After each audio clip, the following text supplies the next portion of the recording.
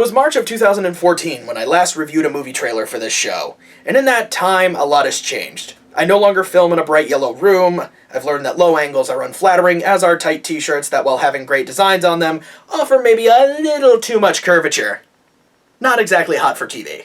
And I haven't reviewed another trailer in that time because I've never really felt that there was a trailer deserving of the nitpicky scorn that I'm capable of delivering, until recently. Batman vs. Superman: Dawn of Justice had its second trailer released not too long ago, and it's taken the internet by storm. And before I get into it, I want to give you my opinions on the first movie so that you understand why I'm about to tear it to pieces. Man of Steel is the arthritis of the film world. A weird analogy, you may say, but hear me out. At first glance, it seems rather innocuous. Oh, come on, it's not that bad. There's way worse movies out there. Now that may be true, but a viewing of this movie hits you in your bones. It physically hurts to move after you watch this movie. And God forbid you watch it when it's raining outside, you might as well just lie down on the floor and moan all day. Not one thing about that movie was good. It had a horrible protagonist who can't even think for himself, and the people who are thinking for him are just as bad. On one hand, you got Pa Kent, who thinks that killing off an entire school bus full of children is just A-okay. And then you got Pa Crow, who is just perfectly content to be a hologram for his entire life.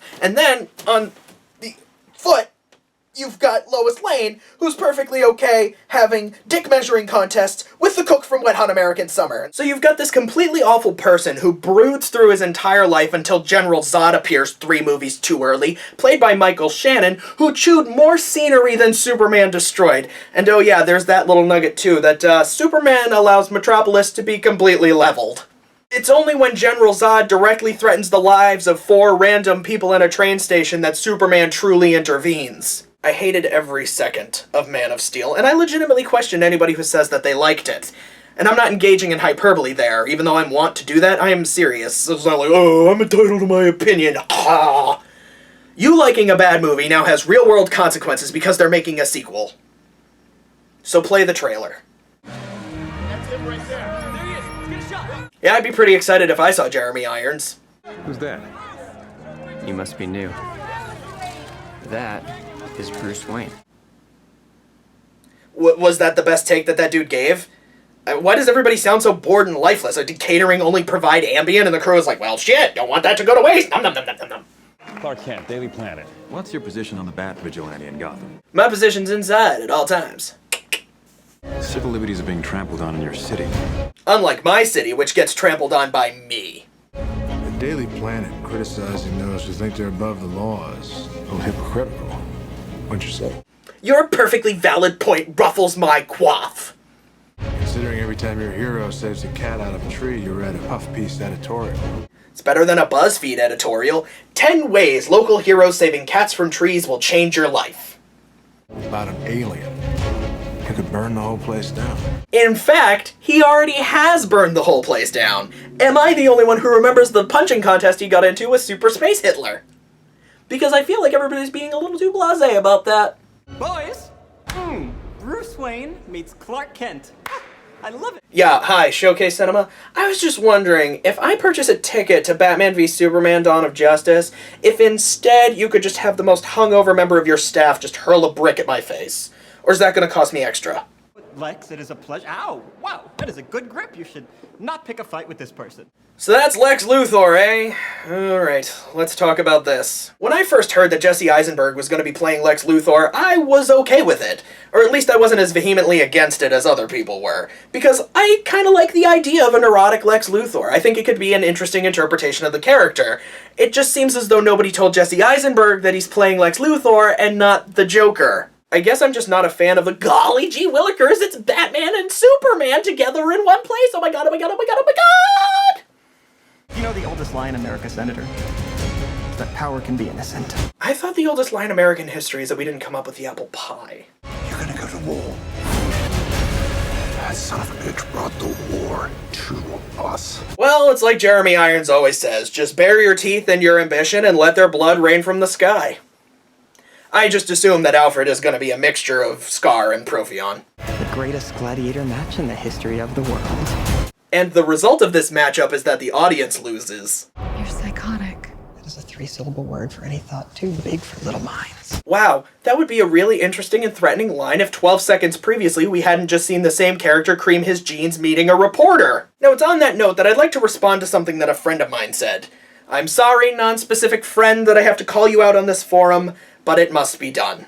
I love it. I love bringing people together. How are we? Lex? Hi, hello. He defended Lex's transition here by saying that this chipper persona we see Lex have is just a front, and that what Lex is actually doing is playing Bruce and Clark at the same time because he wants to be an unexpected villain, at least to the two of them. Here is my rebuttal. No. You see, my initial problem is that this Lex has no presence. I mean, how is anybody gonna have 15 seconds worth of trouble whipping the shit out of this guy? Said my non-specific friend. That is where his trickery begins. Oh, okay, but he's still not intimidating at all. When he meets Clark and Bruce, he fanboys all over them, and then when he's in cranky mode talking to Lois Lane, he talks to her like she just criticized his fanfiction.net story where Bruce rails Clark for 30 chapters being watched by Jeremy Irons. And not Alfred, Jeremy Irons. Your fanfic is psychotic. Goo! Psychotic is just a three-syllable word for fuck you! Goo! It's time you learn what it means to be a man. If there's anybody who knows anything about being an adult man, it is I, Bruce Wayne. The person who dresses up in a rubber bat suit to punch a fat dwarf that dresses like a penguin, a man in a green onesie who hides all my shit, and a clown. Stay down! If I wanted it, you'd be dead already. I'm not playing around here. I am directly responsible for the deaths of thousands. I wish that wasn't true. What have you done? That line was delivered with all the emotion and gusto of someone filing for bankruptcy. Oh. Maybe that line was directed at the filmmakers. What have you guys done? What is that? Doomsday. That's Doomsday. Oh, okay, now I grant you that a big great dude with bone atrophy and green basketball shorts doesn't exactly strike fear into the heart, but what is that thing? Why is it here? I'm serious, why is it here? How much stuff do you need to shove into this movie? Hooray! Another DC city is destroyed. At the pace that they're destroying all these cities, every single movie from here on out is going to have to be set on Themyscira. Speaking of which... She with you? I thought she was with you. And I thought movies weren't supposed to blow this much of their load in the trailer. So that was Batman v Gun, Dawn of Gun. Gun? That's a gun!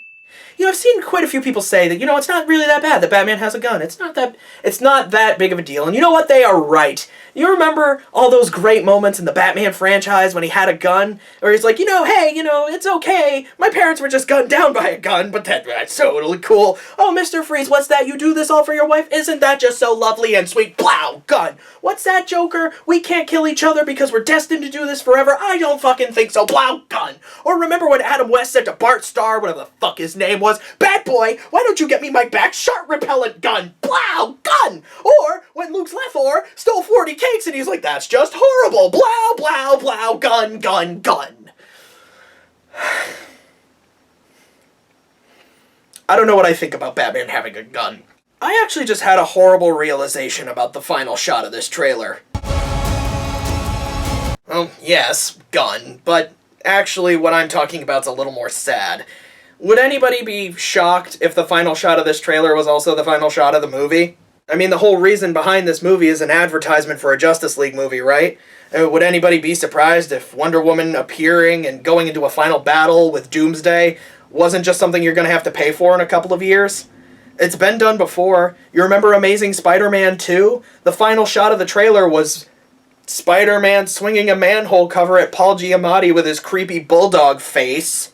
And that was also the final shot of the movie, a shot which probably sold a few people tickets to see the movie in the first place. And now that they're watching it like, oh cool, that thing that I paid for isn't even gonna happen now. All I can say about this movie, based off of the trailer that I watched, is that it feels bloated. It seems like there's way too much going on, and they keep adding more stuff. It's like the plot summary of this movie is going to be Batman and Superman fight, and then this person appears, and then that person appears, and then another person appears, and then another person appears, and then the movie ends. Really not a fan of them killing the gimmick of the movie in the first place. They're selling it to you based off of Batman and Superman fighting, yet in the trailer they show the two of them working together. Why would you do that? And yes, I know eventually they're gonna work together anyway because fucking duh. I've been there before. I know they work together, but you're selling me on a gladiator match between Batman and Superman, and when you go into this movie and you see them working together in the trailer, none of their fights are going to have any stakes because you know how it's all going to end because the movie has shown you exactly how it's going to end. What do we, as the audience, have to invest in here? Nothing. It's not collateral damage because we've already seen in the trailer Gotham's getting destroyed, and we all know that Clark is pro-devastation. Maybe it's Doomsday. I think it's ill-advised to show Doomsday off in the trailer because now going into this movie, all people are going to be talking about when they see Doomsday is like, man, that Doomsday's a really shitty effect, don't you think? He looks like the Abomination, but the Abomination effect was better in a movie that came out 7 goddamn years ago. Maybe you think it's all the DC characters coming together in one movie. I mean, you got Batman, Superman, Wonder Woman, Aquaman, Zod, Doomsday, Lex Luthor. Why not just throw in Booster fucking Gold while you're at it? You see, what they don't seem to understand over at DC headquarters is that cramming more crap into these movies isn't what's going to make it good. It's not going to work. The reason why Marvel made it work is because they had years of setup going into it. All DC has is one terrible movie with 2 recurring characters and a destroyed satellite. That's it. Now, am I maybe reading a little too much into this? Am I getting a little too heated about a movie that's still so far from release where all we have to go on is just 2 trailers? No! Why? Gun! I'm Chris the Nerd, and thanks for watching this episode of As Failed on TV.